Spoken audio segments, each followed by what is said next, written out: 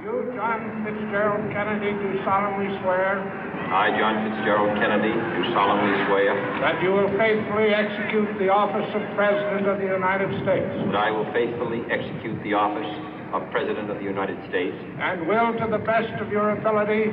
And will, to the best of my ability. Preserve, protect, and defend the Constitution of the United States. Preserve, protect, and defend the Constitution of the United States. So help you God.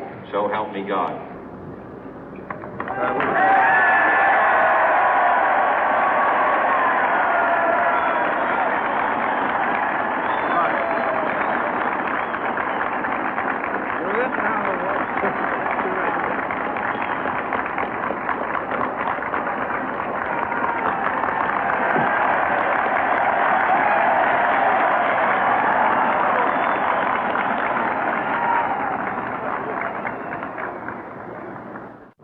Vice President Johnson, Mr. Speaker, Mr. Chief Justice, President Eisenhower, Vice President Nixon, President Truman, Reverend clergy, fellow citizens.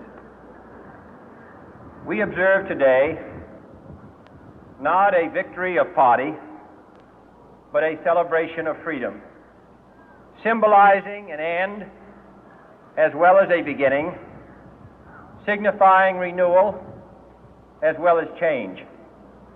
For I have sworn before you and Almighty God the same solemn oath our forebears prescribed nearly a century and 3/4 ago.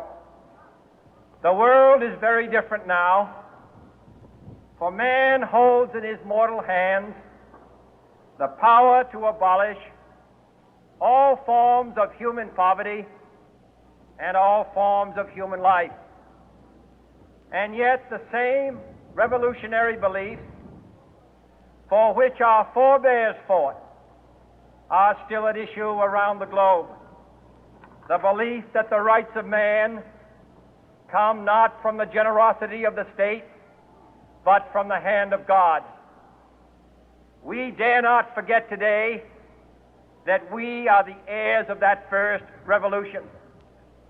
Let the word go forth from this time and place to friend and foe alike that the torch has been passed to a new generation of Americans born in this century, tempered by war, disciplined by a hard and bitter peace, proud of our ancient heritage, and unwilling to witness or permit the slow undoing of those human rights to which this nation has always been committed and to which we are committed today at home and around the world.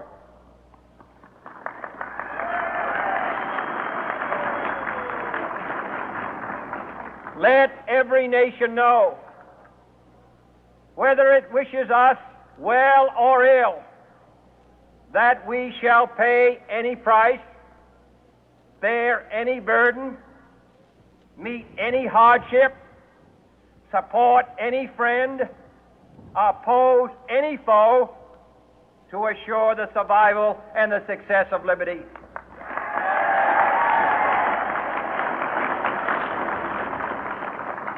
This much we pledge and more. To those old allies whose cultural and spiritual origins we share, we pledge the loyalty of faithful friends. United, there is little we cannot do in a host of cooperative ventures. Divided, there is little we can do, for we dare not meet a powerful challenge at odds and split asunder.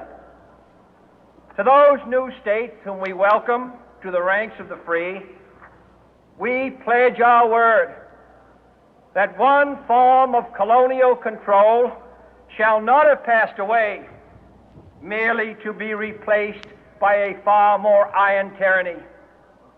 We shall not always expect to find them supporting our view, but we shall always hope to find them strongly supporting their own freedom, and to remember that in the past, those who foolishly sought power by riding the back of the tiger ended up inside.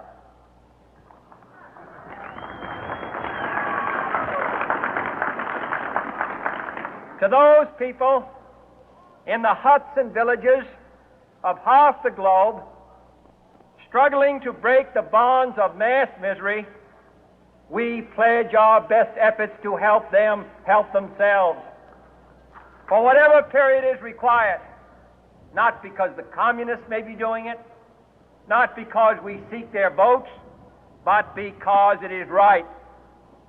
If a free society cannot help the many who are poor, it cannot save the few who are rich.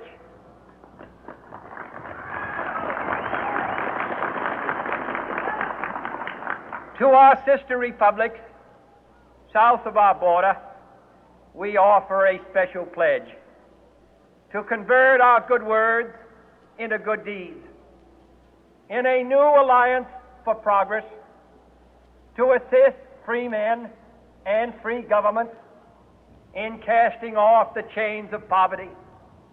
But this peaceful revolution of hope cannot become the prey of hostile powers. Let all our neighbors know that we shall join with them to oppose aggression or subversion anywhere in the Americas. And let every other power know that this hemisphere intends to remain the master of its own house.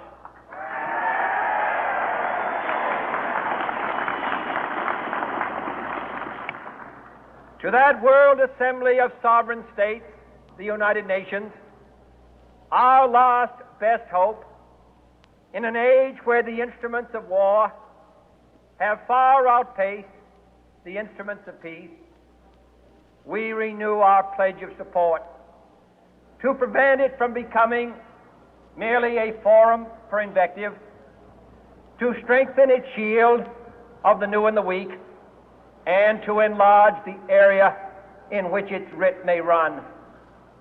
Finally, to those nations who would make themselves our adversary, we offer not a pledge, but a request that both sides begin anew the quest for peace.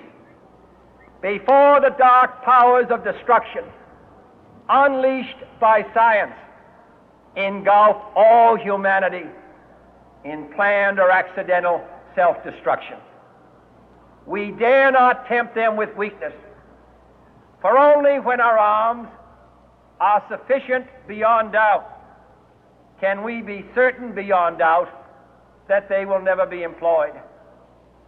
But neither can two great and powerful groups of nations take comfort from our present course, both sides overburdened by the cost of modern weapons, both rightly alarmed by the steady spread of the deadly atom, yet both racing to alter that uncertain balance of terror that stays the hand of mankind's final war. So let us begin anew, remembering on both sides that civility is not a sign of weakness, and sincerity is always subject to proof. Let us never negotiate out of fear, but let us never fear to negotiate.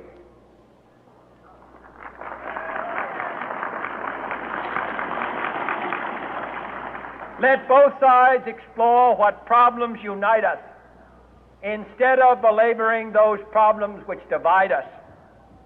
Let both sides, for the first time, formulate serious and precise proposals for the inspection and control of arms, and bring the absolute power to destroy other nations under the absolute control of all nations.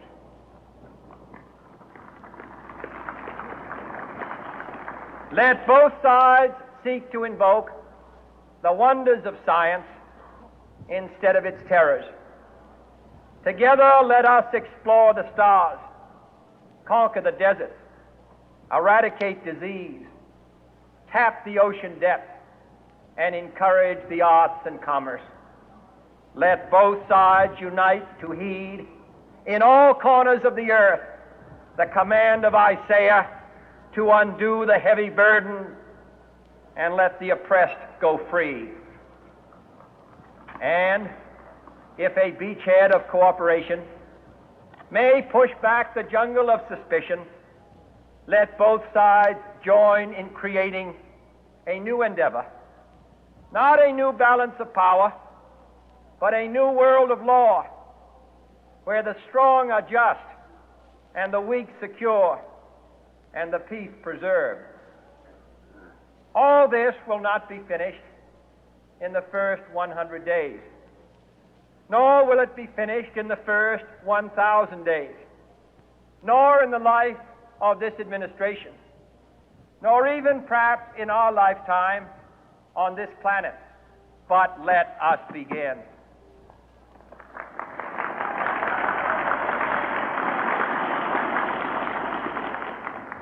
In your hands, my fellow citizens, more than mine, will rest the final success or failure of our course.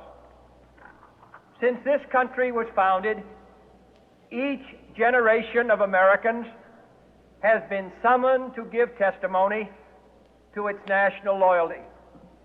The graves of young Americans who answered the call to service surround the globe. Now the trumpet summons us again, not as a call to bear arms, though arms we need, not as a call to battle, though in battle we are, but a call to bear the burden of a long twilight struggle, year in and year out, rejoicing in hope, patient in tribulation, a struggle against the common enemies of man, tyranny, poverty, disease, and war itself. Can we forge against these enemies a grand and global alliance, north and south, east and west, that can assure a more fruitful life for all mankind? Will you join in that historic effort?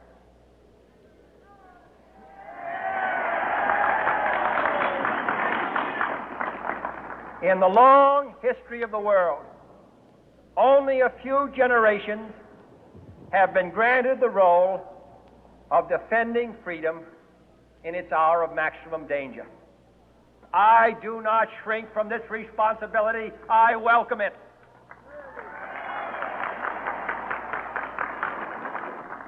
I do not believe that any of us would exchange places with any other people or any other generation.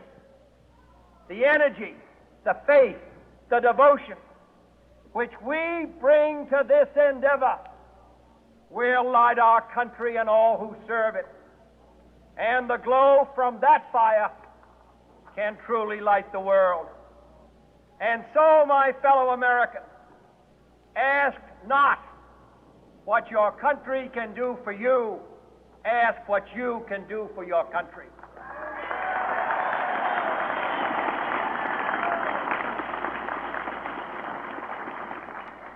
My fellow citizens of the world, ask not what America will do for you, but what together we can do for the freedom of man.